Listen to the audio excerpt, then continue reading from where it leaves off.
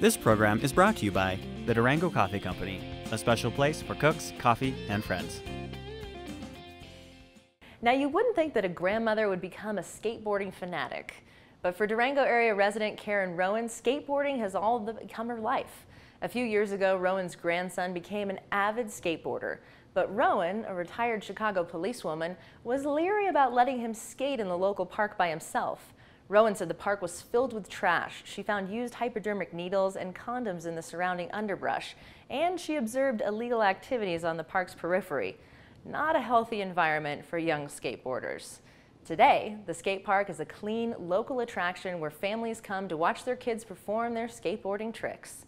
And Rowan, along with the Durango Parks and Recreation Department and dozens of local businesses and nonprofit organizations, have started a series of skateboarding competitions called Thrasher Thursdays. Here's their story.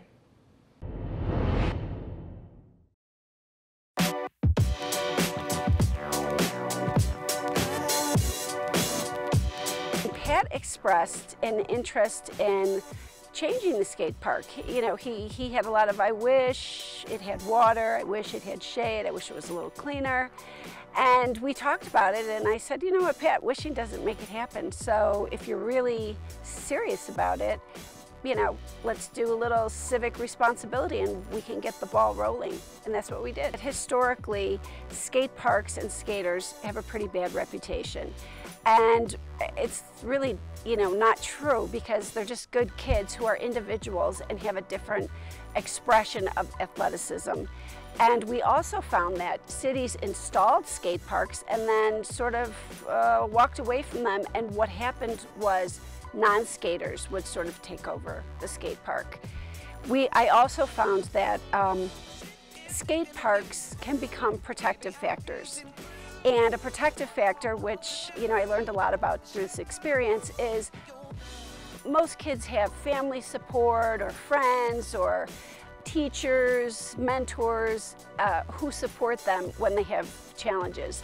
And lots of kids don't have protective factors. And what I found was that the skate park, our skate park, was a protective factor for lots of kids who went there to feel safe, to have a sense of camaraderie and friendship and responsibility, and then that concerned me. So my interest in improving the atmosphere and condition of the skate park grew much more beyond what my grandson was concerned with to this adolescent community at large. Police and parks were great. We gave them suggestions in which, boom, boom, boom, 3 of them they undertook right away. They cleaned up the overgrown shrubbery. They changed the lower parking lot to loading and unloading only, and they installed cameras. Those 3 things dramatically improved the condition and atmosphere of the park. Well, Thrasher Thursdays was developed understanding that, yes, you can have a cleaner skate park with a better atmosphere, but unless there's activities for kids to challenge and push themselves in, you know, soon it could go back to the way it was. So we developed, along with many community collaborators, Thrasher Thursdays, 6 events, free. And that was the important thing, because lots of kids just don't have cash to keep doling out for events.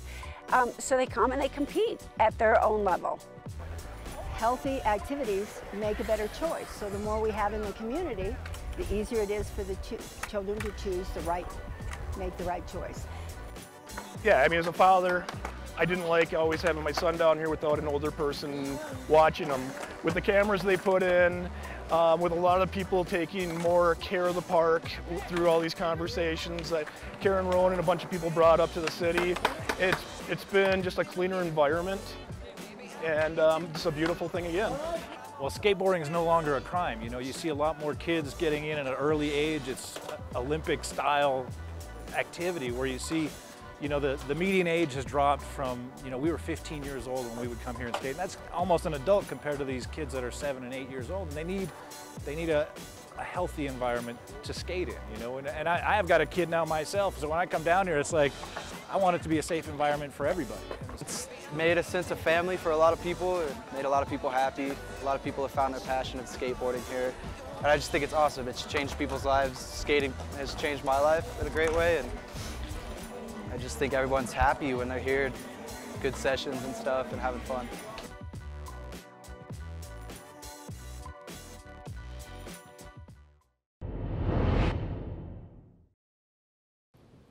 Rowan is now raising money to install a water fountain at the park, and eventually she hopes to raise enough funding to build covered seating areas for spectators. In the meantime, Thrasher Thursday competitions are held every other Thursday evening starting at 5:30 p.m. at the park. To see a schedule, visit what'shappeningdurango.com or contact Rowan at zachrowan@aol.com. That wraps up this edition of Durango TV News. Thanks for joining us. Tune in next week for a story about a sight-impaired hiker who walked the entire Colorado Trail with his seeing eye dog. In the meantime, if you want to know more about what's happening in Southwest Colorado, go to what'shappeningdurango.com. Post your free event today and join the one-stop, easy-to-use local community events calendar for Durango. Be sure to log on to durangotv.com for more local programming. I'm Ashley Dixon. Thanks for watching Durango TV, where we celebrate Southwest Colorado every day. This program is brought to you by the Durango Coffee Company, a special place for cooks, coffee, and friends.